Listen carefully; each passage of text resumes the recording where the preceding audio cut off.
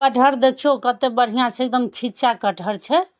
त ई कोफ्ता हमे के बनब जाय छी। त ई कटहर जे काटब ने तमे तेल लगा लेब त हाथ में लस्सा नहीं लागत। अब ई कटहर के हम बढ़िया से अब छील दै छियै। छील के काट दै छियै।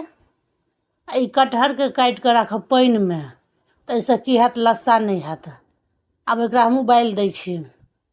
अब ई कटहर के उबाल देलिए। अब के हम पीस देलिए। अब में हम बेसन मिलबै छियै। बेसन धो देलिए। अब देलिए हरद, नून, जीर, ई भ गेल अमचूर आधा चम्मच देबै, ज्यादा नहीं। ई आद अछि पीसल आद, हरियर मिरचाई। अब के बढ़िया से मिला देबै। मिल गेल। अब के बनब जाय छै। अब में दै छी तेल। अब तेल गरम भ गेलै। अब के गोल गोल बना लेब, एकदम बड़ी जना गोल गोल बना के ओमे धो देबै। के उल्टा लेब आ चारू बगल घुमा घुमा के पूरा बढ़िया से के सिद्ध कर लेब। अब बढ़िया से छना गेल। अब के निकाल दै छियै। अब के रस बनेबै। तेल में छलै है त अब में जीर धो दै छियै, तेजपात, लहसुन पीसल छै।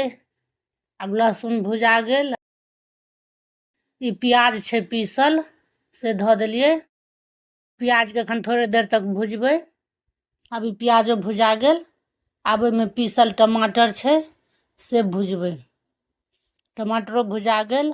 अब में दै छियै धनी बुकनी, मिरचाई, हरद, नून। अब के मसाला थोड़े देर भुजा देबै। फिर अब में पानी धो देबै। ओमे जते रस राख के हुए ओते दो देबै, कनी ज्यादा देबै कियाकि पानी में सोखतै। अब में के धो दै छियै कोफ्ता के। अब में सिद्ध होइत रहते। एखन गरम मसाला सेहो धो दै छियै। देखियो अब ई कोफ्ता बन के तैयार भ गेल अछि। सिद्धो भ गेल, गाढ़ो भ गेल, बहुत निक भ गेल। अहिना बनेबै, खाय में बहुत निक लागत।